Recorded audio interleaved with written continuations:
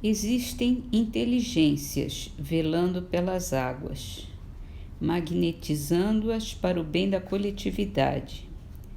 Sejamos gratos a elas. É o livro Mantras de Vida, de Loester. Livro dos Espíritos, a pergunta é 438. É a última pergunta sobre o sonambulismo. O uso que um sonâmbulo faz da sua faculdade influi no estado do seu espírito após a morte? Muito, como o uso bom ou mau de todas as faculdades que Deus concedeu ao homem. Agora é o livro Obras Póstumas, falando da segunda vista, continuando o artigo. Esse dom da segunda vista é que, em estado rudimentar, dá a certas pessoas o tato, a perspicácia, uma espécie de segurança aos atos, o que se pode com justeza denominar golpe de vista moral. Mais desenvolvido, ele acorda os pressentimentos, ainda mais desenvolvido ainda, faz ver acontecimentos que já se realizaram ou que estão prestes a se realizar. Finalmente, quando chega ao apogeu, é o êxtase vígil. Como já dissemos, o fenômeno da segunda vista é quase sempre natural e espontâneo. Parece, entretanto, que se produz com mais frequência sob o império de determinadas circunstâncias. Os tempos de crise, de calamidade, de grandes emoções, tudo, enfim, que sobreexcita o moral, que provoca o desenvolvimento. Diria-se que a providência, diante de perigos iminentes, multiplica em torno das criaturas a faculdade de prevê-los. Videntes sempre os houve em todos os tempos e em todas as nações, parecendo, no entanto, que alguns povos são mais naturalmente predispostos a tê-los. Dizem que na Escócia é muito comum o dom da segunda vista. Não se lhe nota a existência entre a gente do campo e os que habitam nas montanhas. Os videntes têm sido diversamente considerados conforme os tempos, os costumes e o grau de civilização.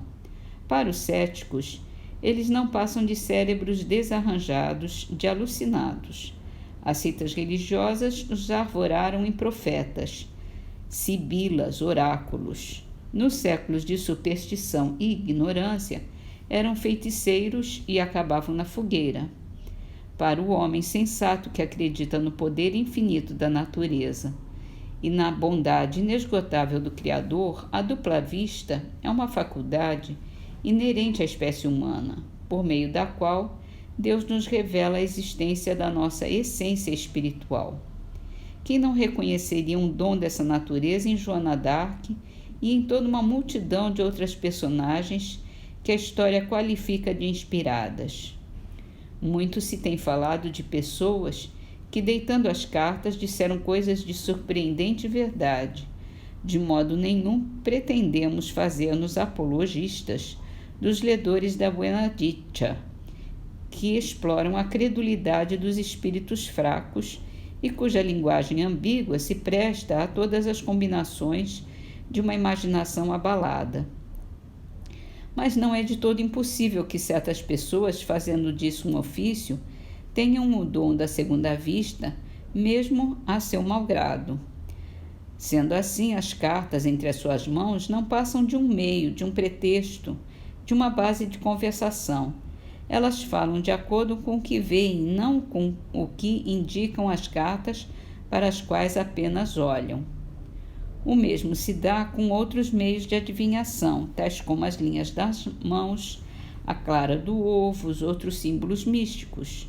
Os sinais das mãos talvez tenham mais valor do que todos os outros meios, não por si mesmos, mas porque, tomando e palpando a mão do consulente, o pretenso adivinho Se adotado de dupla vista, estabelece relação mais direta com aquele, como se verifica nas consultas sonambúlicas.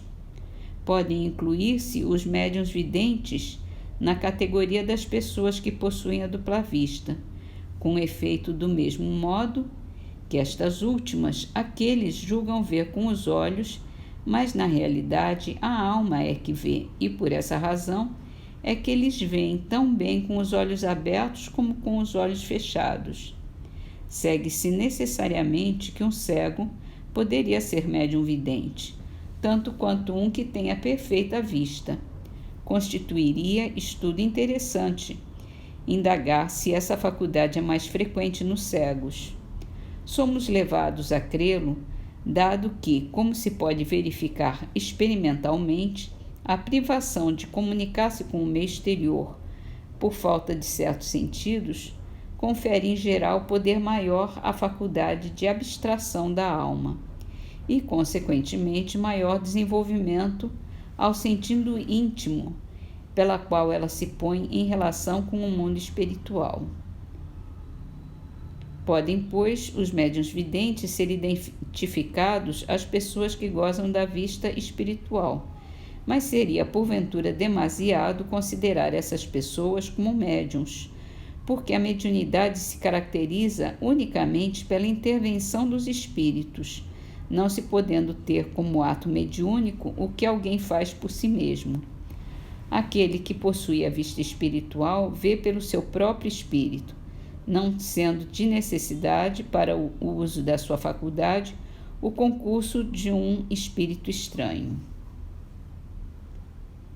Então, agora vamos para o Parnaso de Além Túmulo.